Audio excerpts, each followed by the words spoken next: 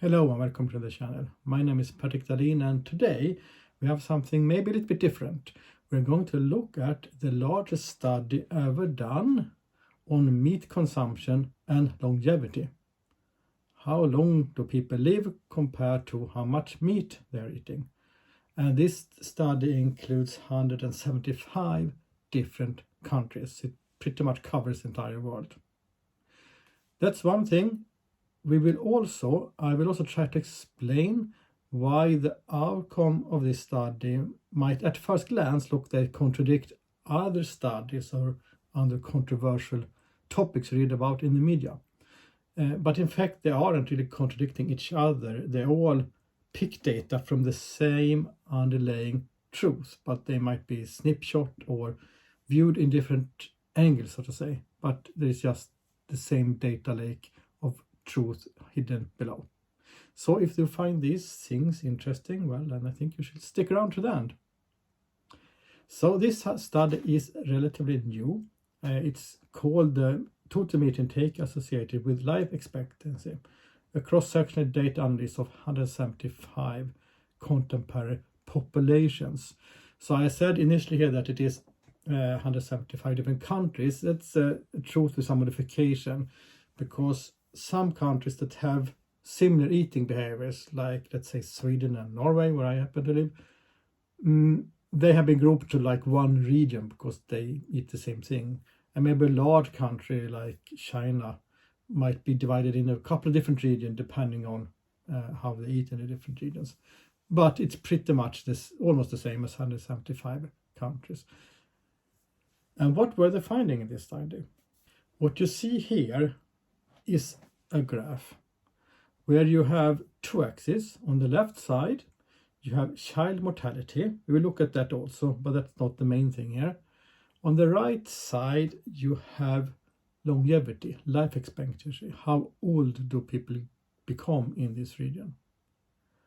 And on the x-axis, that is the horizontal thing, you have the meat consumption.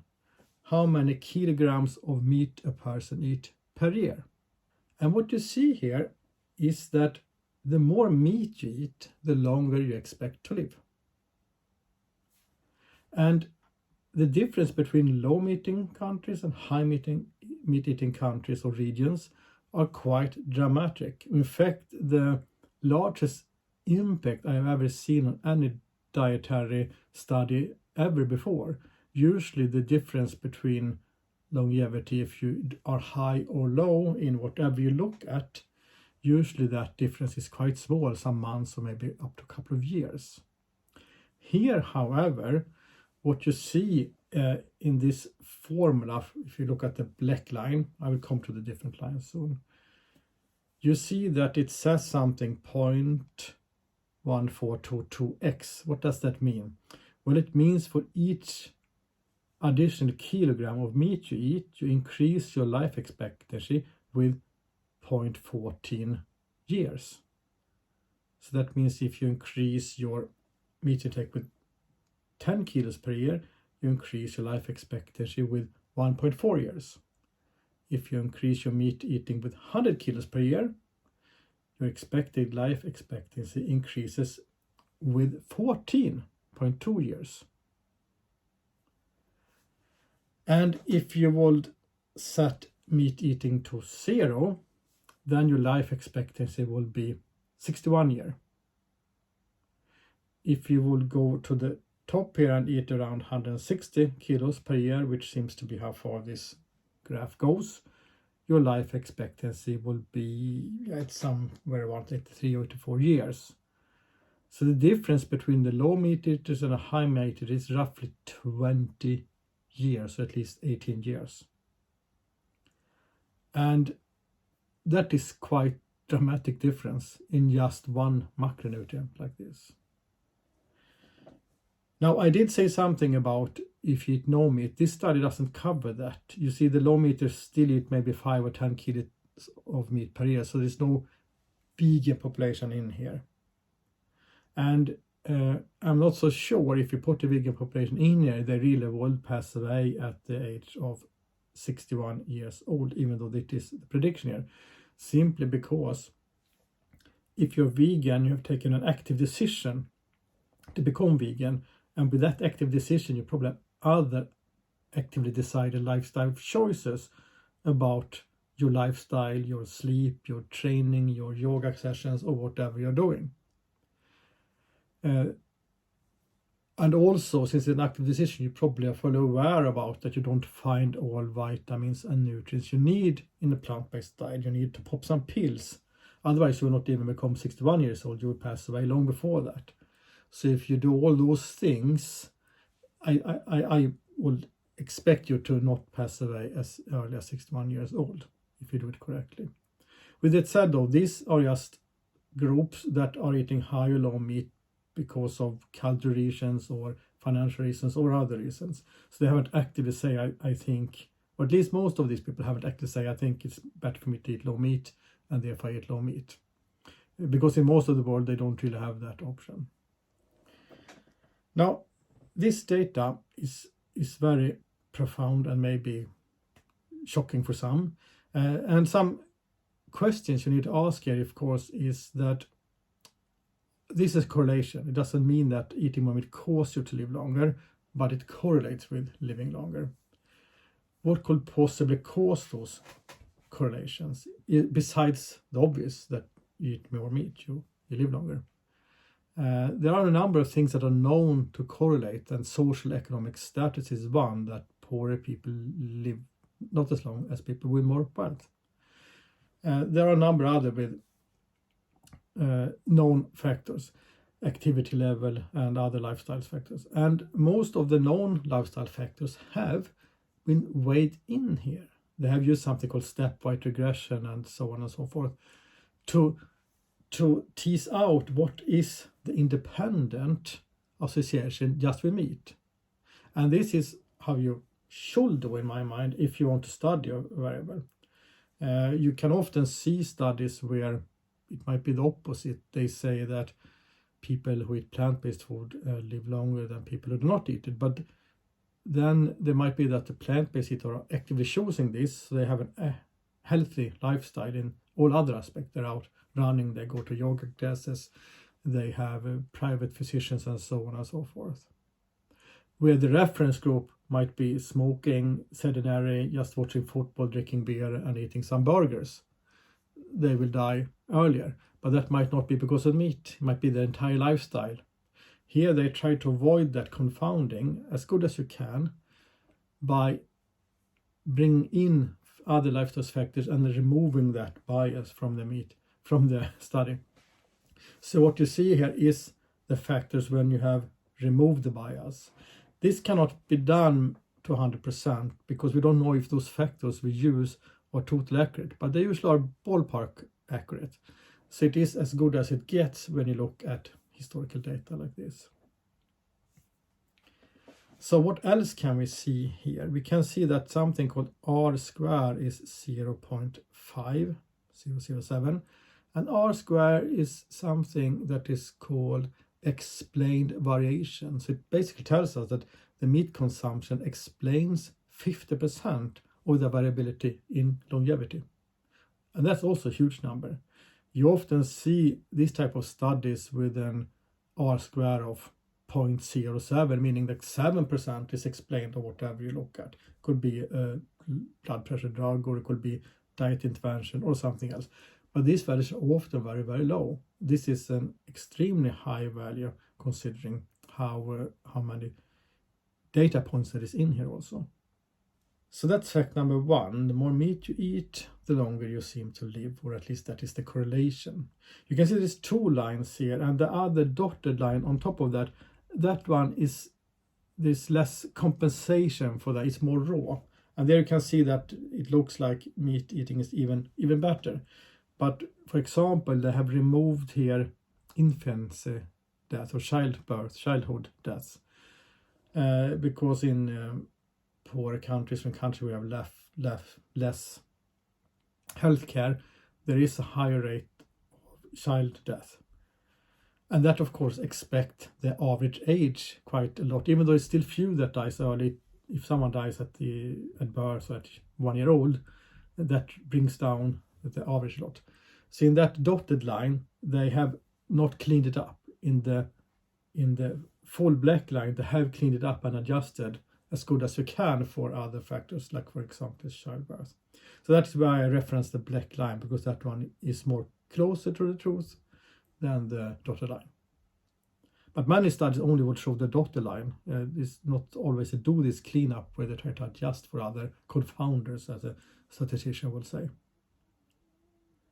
Then you can see that there's also this curved dotted line below, and that is how many people, how many childs that pass away before the age of 5. And you can see in low meat eating regions that is also dramatically much higher than in high meat eating countries. And could this be because of the meat, or could it be that even though they try to adjust for social and economic status and so on and so forth, maybe the data on childbirth isn't so accurate, so when you do the adjustment, then you haven't adjusted enough, so to say. I can't answer that question. I think it's a combination of both, because it also is so that if you eat a diet with low meat, and out of the 38 essential nutrients a human needs, 37 of them are in meat, and not all of them are in plant-based foods. So if you remove the meat, the risk of the child becoming deficient in some vitamins like B12, for example, increases. And if you search media wherever you live, you probably see this pop up here and there, that a young baby or toddler, unfortunately, sadly, has passed away because of parents giving the kid a plant-based diet only. And in some countries, people even go to jail for this because they call it abuse. And if your kid gets sick and up in hospital, usually they find out the reason and save them. But sometimes they don't find the reason for the sickness fast enough, and kids are going to die even because of nutrient deficiencies that comes inherently with the only plant-based diet, unless you supplement it with the missing nutrients. It would be the same if you only eat meat, though. I said there's 37 out of 38 nutrients in there. Vitamin C is difficult to find in a carnivorous diet. I know some people will rant about that and say you can find it somewhere, but let's not go deeper into that. Also, you might wonder, why do we sometimes see studies with a complete opposite correlation? Well, it's no difficult for me to do as they did in the very first study on, I think, health and diet consumption, where they looked at saturated fat. That study is called the 7-country studies, because they used 7 countries to conclude that saturated fat from meat is bad for you. I can easily pick 7 countries here that shows the total inverse relationship, namely that the more meat you eat, the earlier you die. And that is in fact what Ansel Keys did in his first study. He had 22 countries that he collected data from. He didn't really see any correlation there between saturated fat and longevity. But then he picked 7 of those countries, and then he had this profound correlation. And those old studies have been the basis for a lot of dietary guidelines today. And many people have replicated them, doing the same stupid thing, namely to cherry pick which regions or countries to include there. So that's one of the major reasons why different studies show different outcome, but it all extracts data from the same truth. But depending on which data extract, you can make it look like the outcome is one way or the other. But it isn't the data itself that is wrong, it's just which data you picked for it. Now, in Ansel Keys' defense, when he removed most of the countries, he had some reasoning for it. I might not agree with it, but he had a reason for it. He said that there had been war in Europe, this was after the Second World War, and there was famine. People didn't have enough food. And already back then, we seem to have known that calorie restriction and fasting prolong life. So he said he wanted to include countries where they did not have a food shortage, which is maybe reasonable, but it also brings up another point that then in that case you could have done also left the other 22 minus 7 countries. you could have done data only on them then, because they had the same conditions. They were under the same situation, because that would have also shown the totally different pictures. Because if you do that split of data, which you can do based on argument, you can say these data are not homogeneous, they're heterogeneous. I want to split them, but then you should analyze both groups then independently and see if you have different outcomes or not. Just cherry picking data with some arguments and keep cherry picking, it becomes very skewed, biased. And also if you remove one or two outliers, that is normally how scientists do. They might have an outlier here and there. They remove them, and that's fine often, because if you can explain why you consider it an outlier. But picking 7 out of 22 studies isn't an outlier. Then you have removed most of the data. Actually, the 7 you have left could be considered to be the outliers in that situation. So, to conclude, the largest study ever done on meat consumption and longevity shows that you live longer the more meat you eat. And the difference is quite dramatic. We are talking about a lifespan increase of 20 years between the low meat eating group and the high meat eating group. We also concluded that the major reason, not the only reason, but the major reason why studies might look contradictory is that some studies cherry pick, or at least pick for whatever reason, a subset of all the data and look at those correlation. And then, of course, depending on which subset you pick, you can get very different outcomes on that data. So, if you like this type of data crunching investigation, please like, subscribe, and also comment questions or comments or other thoughts or opinions. You don't have to agree with me just because you have been so kind to watch this episode on my channel. Thanks you, and see you soon again.